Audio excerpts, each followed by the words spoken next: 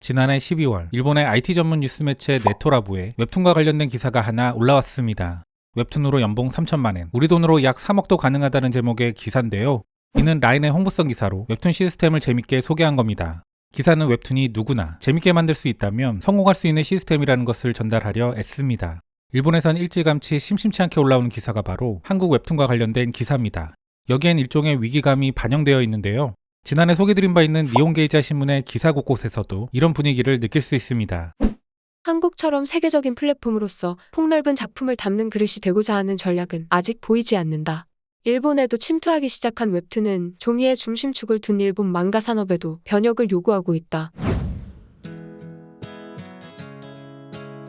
일본의 경제지를 중심으로 이런 기사가 많이 나오는 이유가 실제로 일본 시장을 우리 업체들이 장악하고 있기 때문입니다. 또 다른 한국계 웹툰 기업이 바로 카카오 계열의 피코마인데요. 피코마는 지난해 매출 기준 일본 앱마켓 전체 4위, 만화 및 소설 앱 매출 세계 1위를 기록합니다. 이 두 기업은 앞서거니 뒤서거니 하며 일본 시장에서 치열한 1위 다툼을 하고 있는데요. 두 업체의 일본 디지털 만화 시장 점유율은 합쳐서 70%나 됩니다. 그런데 과거엔 1, 2등이라 해도 허울 좋은 타이틀일 뿐이었는데요. 이는 일본의 만화 시장이 출판 위주였기 때문입니다. 하지만 만화 시장이 빠르게 디지털로 전환되면서 시장을 지배 및 선도하는 모양새로 드라마틱하게 변모합니다.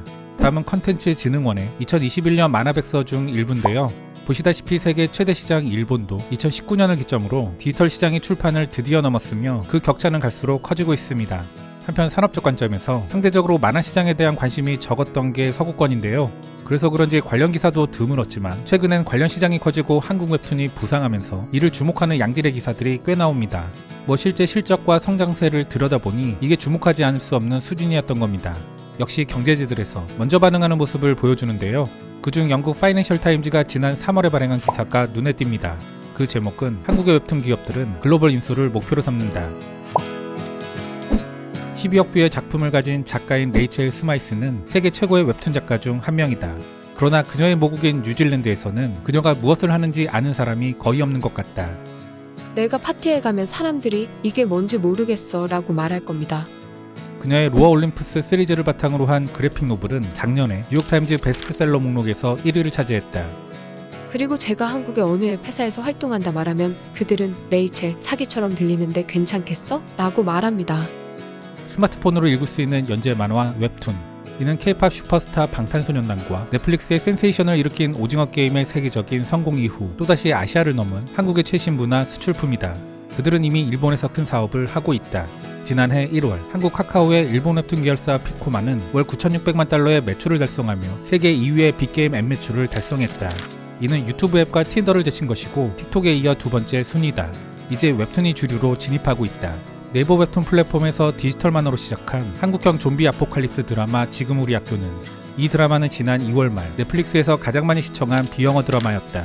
카카오 웹툰 이태원 클라스, 무빙, 닥터 브레인도 넷플릭스, 디즈니 플러스, 애플 TV 플러스에서 각각 TV 시리즈로 성공적으로 만들어졌다. 그러나 스마이스의 경험은 웹툰이 동아시아 외부의 많은 사람들에겐 여전히 알려지지 않은 채로 남아있음을 보여준다. 1990년대 후반 외환위기를 겪으며 한국의 전통 만화의 쇠퇴에 좌절했던 소프트웨어 엔지니어 출신 김준구 씨도 이 산업의 선구자 중 한 명이다. 2004년 설립한 그의 웹툰 플랫폼인 네이버 웹툰은 현재 75만 명의 창작자와 8,200만 명의 월간 실사용자를 보유한 세계 최대의 웹툰 플랫폼이다. 앱 내에서 사용자가 지출한 금액을 나타내는 지표인 총상품 거래량은 2019년 4억 9,200만 달러에서 2021년 9억 달러로 증가했다. 웹툰은 만화책의 디지털 버전이 아닙니다. 디지털로 만든 만화입니다. 한국에선 만화책이 쇠퇴하고 있었고 혁신으로 이어지는 긴박한 상황에서 탄생한 것이었습니다. 네이버 웹툰, 카카오 웹툰과 같은 주요 플랫폼은 창작자에게 웹툰을 만들고 업로드할 수 있는 도구를 제공함으로써 독자에게 거의 무제한에 가까운 컨텐츠를 제공한다. 장민지 경남대 미디어 커뮤니케이션 학과 교수는 말한다. 웹툰은 장르 제한이 없고 매우 다양합니다. 독자는 이동 중에도 볼 수 있고 매우 빠르게 액세스할 수 있으며 매우 짧은 시간 내에 볼 수도 있습니다. 수십만 명의 제작자와 수천만 명의 월간 독자를 보유한 웹툰 회사는 다양한 수익 창출 전략을 전개할 수 있다. 일부는 무료 컨텐츠로 많은 청중을 끌어들이는 유튜브 스타일의 모델을 사용하기도 하고, 또 다른 일부는 가장 인기 있는 시리즈의 유료 구독자를 유치하는 넷플릭스와 같은 모델을 사용한다. 그리고 게임 앱에서 선호하는 소액 결제 지불 모델을 사용하기도 한다. 카카오 엔터테인먼트의 송진우 플랫폼 운영팀장은 말한다. 비즈니스 모델은 이제 독자들이 바로 읽고 싶은 경우 다음 에피소드에 대한 비용을 지불하는 방향으로 발전했습니다. 스토리가 재밌고 설득력이 있으면 독자들은 기다리지 않을 겁니다. 분석가와 업계 리더들은 웹툰의 이야기가 영화나 드라마에서 성공하면 수많은 해외 팬들이 웹툰으로 유입된다 말한다. 즉 사람들이 이야기와 캐릭터의 출처를 찾으면서 웹툰을 보게 되는 선순환이 일어나는 것이다. 박정석 카카오 엔터테인먼트 웹툰 사업본부장은 말한다.